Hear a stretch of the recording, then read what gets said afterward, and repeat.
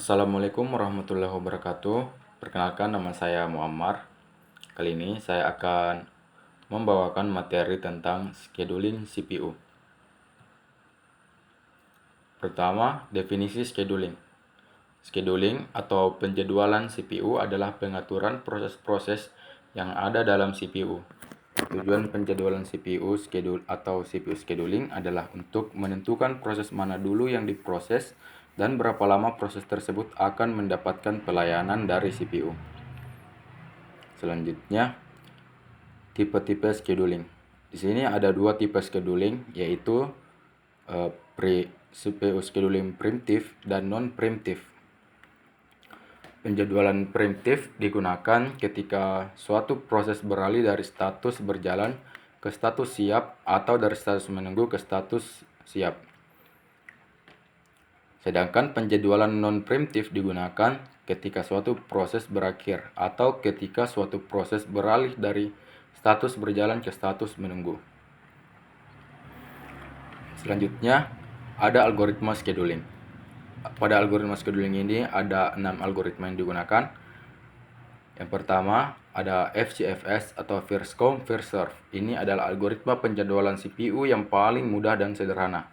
Dalam algoritma jenis ini, proses yang meminta CPU mendapatkan alokasi CPU terlebih dahulu. Yang kedua, ada algoritma SRT atau is shortest remaining time. Ini juga dikenal sebagai penjadwalan preemptif SJF. Dalam metode ini, proses akan dialokasikan ke tugas yang paling dekat dengan penyelesaiannya. Metode ini mencegah proses keadaan siap yang lebih baru menahan penyelesaian proses lama.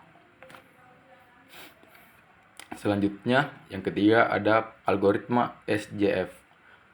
Ini adalah bentuk lengkap dari shortest job first, yang merupakan algoritma penjadwalan di mana proses dengan waktu eksekusi terpendek harus dipilih untuk dieksekusi berikutnya. Metode penjadwalan ini bersifat preemptif atau non-preemptif. Ini secara signifikan mengurangi waktu tunggu rata-rata untuk proses lain yang menunggu eksekusi. Selanjutnya yang keempat adalah priority scheduling. Ini adalah metode penjadwalan proses berdasarkan prioritas. Dalam metode ini, penjadwalan memilih tugas yang akan dikerjakan sesuai prioritas. Penjadwalan prioritas juga membantu OS untuk melibatkan penetapan prioritas. Proses dengan prioritas lebih tinggi harus dilaksanakan terlebih dahulu, sedangkan pekerjaan dengan prioritas yang sama dilaksanakan berdasarkan sistem round robin atau FCFS. Prioritas dapat ditentukan berdasarkan kebutuhan memori, kebutuhan waktu, dan lain-lain. Selanjutnya yang kelima adalah algoritma round robin. Ini adalah algoritma penjadwalan tertua dan paling sederhana. Namun algoritma ini berasal dari prinsip round robin, di mana setiap orang mendapat bagian yang sama secara bergantian. Ini sebagian besar digunakan untuk algoritma penjadwalan dalam multitasking. Metode algoritma ini membantu eksekusi proses yang free starvation. Lalu, yang keenam, multiple queue scheduling. Algoritma ini memisahkan antrian siap menjadi beberapa antrian terpisah. Dalam metode ini, proses ditugaskan ke antrian berdasarkan properti proses tertentu seperti prioritas proses, ukuran memori, dan lain-lain. Namun, ini bukan algoritma OS penjadwalan independen karena perlu menggunakan jenis algoritma lain untuk menjadwalkan pekerjaan. Selanjutnya ada matriks kinerja. Matriks kinerja ini ada 8. Yang pertama, response time atau waktu respon, yaitu waktu yang dibutuhkan oleh sistem untuk merespon permintaan pengguna. Ini bisa mencakup waktu pemrosesan, waktu tunggu, dan waktu transmisi. Yang kedua ada throughput atau kapasitas, yaitu jumlah data atau permintaan yang berhasil diproses oleh sistem dalam satu periode dalam waktu tertentu. Biasanya diukur dalam bit per detik, transaksi per detik, atau permintaan per detik. Yang ketiga Utilisasi atau utilization. Ini adalah persentase waktu di mana sumber daya sistem seperti CPU, memori, atau jaringan digunakan secara aktif. Utilisasi yang tinggi menunjukkan penggunaan sumber daya yang efisien. Lalu yang keempat, ada ketersediaan atau availability. Ini adalah persentase waktu di mana sistem atau layanan tersedia untuk digunakan. Ini mencerminkan seberapa sering sistem beroperasi tanpa gangguan atau downtime. Lalu yang kelima, ada kinerja jaringan atau network performance. Network performance ini metrik yang mencakup latensi atau delay, throughput, jitter, dan kehilangan paket untuk mengevaluasi kinerja jaringan. Keenam, kinerja basis data atau database performance. Metrik ini adalah metrik yang meliputi waktu respons query, throughput transaksi, tingkat konsistensi data, dan penggunaan sumber daya database. Yang ketujuh, kinerja aplikasi atau application performance, yaitu adalah metrik yang mengevaluasi kinerja aplikasi berdasarkan faktor-faktor seperti waktu respon, jumlah pengguna yang dilayani, dan waktu pemrosesan. Yang kedelapan, kualitas layanan atau quality of service atau QoS. Ini adalah metrik yang mengevaluasi kualitas layanan yang diberikan oleh sistem atau jaringan, termasuk aspek-aspek seperti latensi, throughput, dan ketersediaan.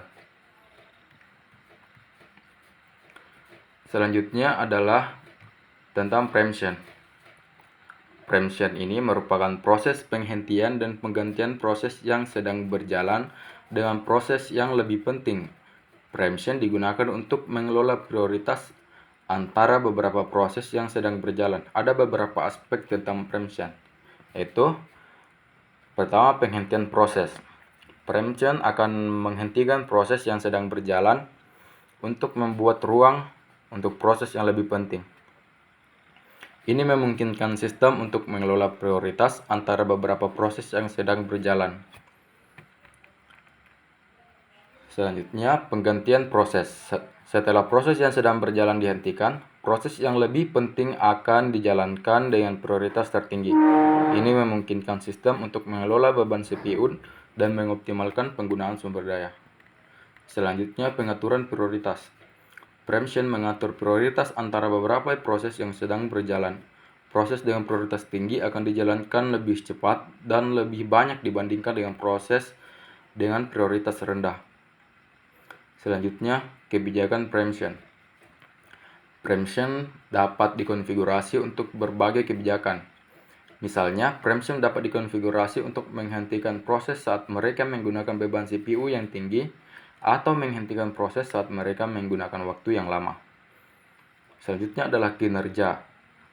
Preemption dapat mempengaruhi kinerja sistem, terutama jika proses yang sedang berjalan dihentikan dan diperbaharui dengan proses yang lebih penting. Namun, preemption dapat mengoptimalkan penggunaan sumber daya dan mengurangi latensi. Selanjutnya adalah deadlines. Deadlines merupakan batas waktu yang diperlukan untuk menyelesaikan pekerjaan. Deadlines digunakan untuk mengelola prioritas antara beberapa pekerjaan yang sedang berjalan. Ada beberapa aspek tentang deadlines. Yang pertama, batas waktu. Deadlines mengatur batas waktu yang diperlukan untuk menyelesaikan pekerjaan. Ini memungkinkan sistem untuk mengelola prioritas antara beberapa pekerjaan yang sedang berjalan dan mengoptimalkan penggunaan sumber daya. Selanjutnya, prioritas. Deadlines mengatur prioritas antara beberapa pekerjaan yang sedang berjalan. Pekerjaan dengan deadlines yang dekat akan diberikan prioritas tinggi, sedangkan pekerjaan dengan deadlines yang jauh akan diberikan prioritas rendah. Aspek selanjutnya adalah pengaturan prioritas. Pengaturan prioritas ini yaitu deadlines dapat dikonfigurasi untuk berbagai prioritas. Misalnya, Deadlines dapat dikonfigurasi untuk mengatur prioritas antara pekerjaan yang membutuhkan waktu yang singkat dan pekerjaan yang membutuhkan waktu yang lama. Dan yang terakhir, aspek terakhir adalah aspek kinerja. Deadlines dapat mempengaruhi kinerja sistem, terutama jika pekerjaan yang memiliki prioritas tinggi. Namun, deadlines dapat mengoptimalkan penggunaan sumber daya dan mengurangi latensi. Baik, selanjutnya adalah konteks switching. Konteks switching adalah teknik yang digunakan sistem operasi untuk mengalihkan suatu proses atau thread dari satu keadaan ke keadaan lain. Dalam lingkungan multitasking, konteks switching terjadi ketika terdapat beberapa proses yang memerlukan CPU sehingga satu proses harus dialihkan dari CPU agar proses lain dapat berjalan. Konteks switching terjadi karena beberapa hal. Yang pertama adalah multitasking. Dalam environment multitasking, apabila terdapat beberapa proses yang memerlukan CPU, maka konteks switching dapat terjadi. Hal yang paling umum terjadi adalah karena panggilan sistem, sehingga satu proses harus dialihkan dari CPU agar proses lain dapat berjalan. Hal ini dapat dipicu karena proses tersebut tidak berjalan, seperti menunggu I/O atau menunggu operasi sinkronisasi selesai. Selanjutnya yang kedua adalah interrupt handling. Interrupt handling adalah proses yang berjalan ketika interupsi dihasilkan oleh perangkat keras atau perangkat lunak. Contohnya, apabila kita memiliki proses membaca dari disk, maka hardware akan mengirimkan sinyal interrupt untuk menjalankan konteks switching. Penanganan interupsi disebut juga interrupt service routine atau ISR. ISR menangani permintaan dan mengirimkannya ke CPU. Ketika ISR selesai, proses sebelumnya akan dilanjutkan.